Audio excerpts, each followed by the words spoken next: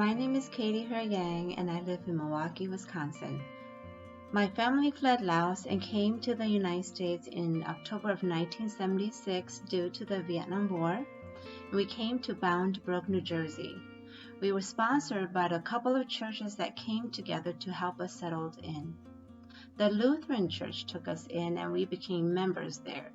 But sometime afterwards, the pastor relocated, and then the pastor at the United Methodist Church down the block took us in and continued to care for us. We then became members of the United Methodist Church.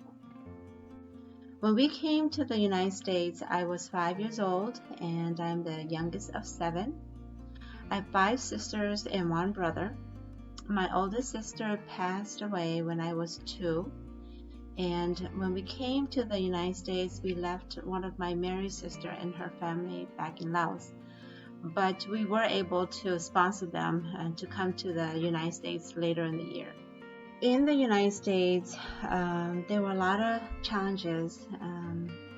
My dad became very sick with bladder cancer, and he was in and out of the hospital most of his life here in the United States until he finally passed away in 1981. I was only 11 years old then. At that time, we didn't have very many family relatives for support at all, and his funeral was a very sad time. After Dad died, my mom never remarried and she took care of us. She became mom and dad to all of us in this new and strange country. Most of our challenges were trying to survive living together with one of our sponsors in their home, with everything being so new and so different, such as the food and the language, going to school for the first time. It was hard and it was scary. I learned about the Deaconess relationship when I served as a Women's Division Director from 2000 to 2008. During my tenure as Director, there were many of my Director friends who became Deaconesses, and I was always in awe of their accomplishments. But during that time, my children were very young, and my job was not very flexible, and so I would have struggled greatly if I was to go through the Deaconess program at that time. I did not know that that would be the route for me at that time, and so I had thought about becoming a local pastor, and so I did go and finish 2 years of the course of study at Garrett Seminary. Then at one of our UMW conference meeting, one of my Deaconess sister, Judy Vasby, she shared with me about her Deaconess journey. And she gave me information, got me thinking that maybe I could become a Deaconess like her too.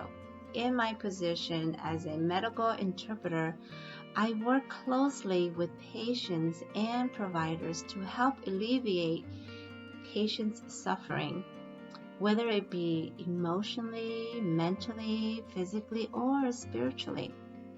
I also work to help eradicate injustices when patients are overlooked or mistreated. Because they can't speak English, they can't advocate for themselves. And so when care is not given to them adequately, it can give them less hope, feeling of not getting better, be robbed of their worth and their dignity. They become depressed, sad. I also work with patients to embrace their full human potential, even though they may have shortcomings and they may have low self-esteem. I help them to overcome with hope and perseverance. I do pray for them if they ask me to. Some highlights from my work is that I get to listen to these patients talk and share about their struggles. They talk about how they overcome those struggles, what they're facing. A lot of these things are very, very personal things that they share with me. My work makes me feel worthy and important because I am literally the middle person to provide help, relief, and hope for these patients. The best thing about my ministry is that I get to plant seeds and leave it up to God to take care of the rest. I also get to help people live well by being the mouth of their providers. I also get to see tremendous healing power take place in people who had no hope of getting better, people who had major stroke and never thought that they would walk again, or people recovering from transplant surgery to major heart attacks. The list can go on and on.